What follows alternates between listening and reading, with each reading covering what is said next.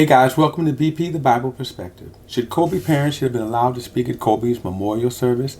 Some thought it was even disrespectful that they wasn't even acknowledged. Was that right? Was that wrong? Is it any of our business? Now before I share my perspective, please like and share this video and subscribe to BP The Bible Perspective. And as always, if you have a question or comment, leave it in the comment section. All comments are welcome. Kobe's memorial service drew some 20,000 people, a star-studded a roster of sports and celebrities and actors all came to pay tribute and a final goodbye to the late, great Kobe Bryant and also his daughters.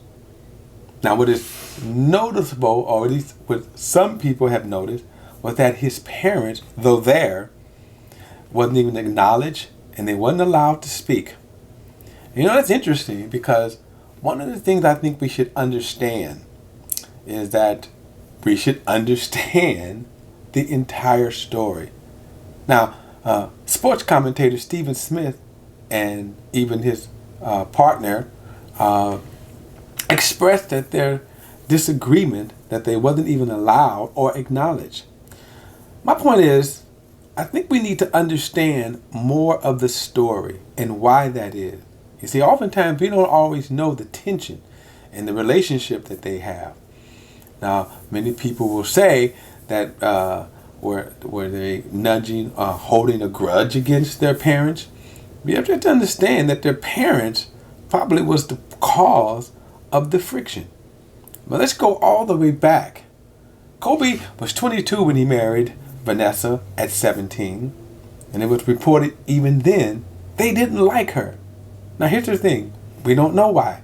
I don't know what they certainly would probably have their side of the story. They certainly could say why they didn't like her or liked her, okay? But regardless, he ended up marrying her, and that was his wife. She became his wife. And once that happened, here is my point, and I have to put this in a question form because I don't know. And remember, we only get media insights and very little, and only the salacious ones usually. But here's what we know. They didn't like Vanessa, and when they got married, the parents didn't even attend. Now, we don't know why they didn't attend. We don't know what their reasoning were. Now, I can tell you oftentimes that when it comes to marriage, let's look at it from a biblical perspective. The Bible tells us, and Jesus said it himself, that a man should leave his mother and his father and cleave to his wife. That is the marriage principle as given by God.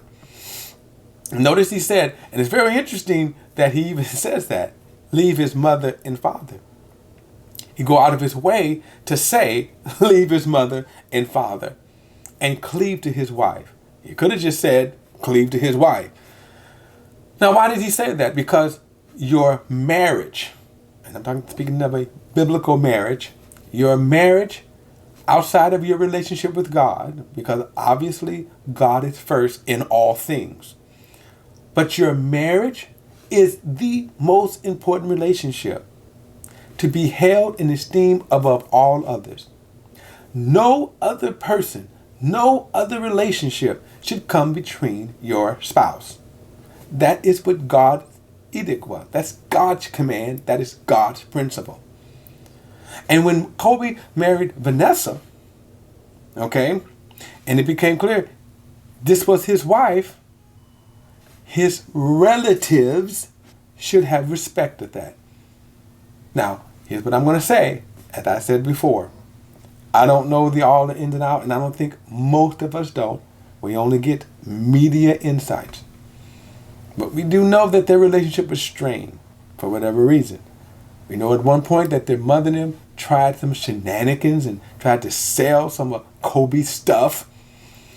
He was upset over that. I'm not going to repeat the language of how he said it, but he even said it openly. Man, I'm taking care of you. I'm buying your home, and you're going to try this. And sometimes family members do that. Sometimes family members try to capitalize on the a relative celebrity, those that have it. I remember a few years back when Oprah Winfrey's father had wrote a tell-all book. And I thought to myself, why would he do something like that? Literally biting the hand that feeds you. That's just an example of that, though. Now, again, I know the character of Kobe's parents. We can go back to celebrities' parents oftentimes, and they're not, and I'm not saying, of course, all parents, all celebrity parents, but certainly there have been some notable parents that have been just horrible to when their kids, taking advantage of their kids. I can think of several child actors. But beyond that, we know that sometimes mothers and fathers try to intrude in on their children's relationship. Now, I myself have always have a practice. I respect my children. I have 5 kids, and I expect each of their relationship. And I never come between their relationship. But not all parents are like that. And oftentimes, a parent or a loved one will still see their loved one, in this case Kobe, possibly, as that they have exclusive rights instead of respecting the marriage. Now, I'm going to say this, that it's up to the individual married people to uphold that. I will never allow anyone to come between me and my wife. If you don't like my wife, you don't like me. If you disrespect my wife, you are disrespecting me. And it is not up to the married couple to get along with the parents or anyone. Remember the scripture I quoted you. Jesus said that therefore a man leaves his father and mother and cleaves to his wife. You start right there, and I might add, you finish there. So when it came to the parents and their relationship or their likes or dislikes with Vanessa, they should have seen that in the prism of their son's marriage, that this is their son's wife. Now, it's kind of interesting because we don't know throughout the years how they have gotten along. And we don't know oftentimes how nasty or disrespectful. We don't know how they could have been. So that now all of a sudden when this untimely death happens, that didn't change all of those years how you treated and how you disrespected. And now all of this estate, that $500 million that Kobe is worth, is in the sole control of Vanessa. And she has the right to do whatever she wants to do with it. Now, and again, she invited them to the to the funeral, to the memorial service. Okay? But did she owe them more than that? You see, here's my point. You're looking at it from the outside instead of looking at, for the past 20 years, how they may or may not have been towards her. Again, I'm leaving this in a question form because, again, I don't know. We can say that, hey, there were news reports that the relationship between his parents was on the mend. Again, maybe not. But that was between Kobe now.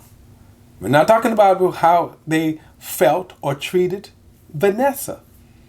And remember, Vanessa now is in sole control of Kobe's estate. And what does she owe them?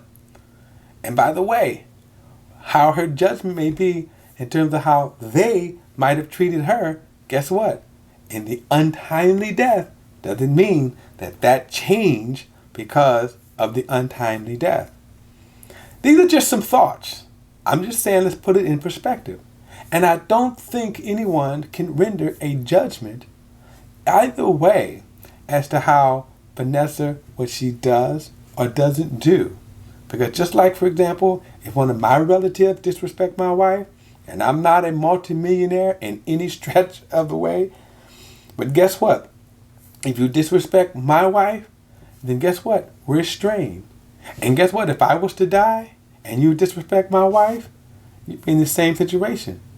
Minus $500 million. Okay? And now she has that. My point is, we don't have a right to sit in judgment in terms of actions because we don't know all there is to know. So we'll leave that up to them. But that's my perspective. And don't forget to like and share these videos. And please subscribe to BP The Bible Perspective. I'll see you next time.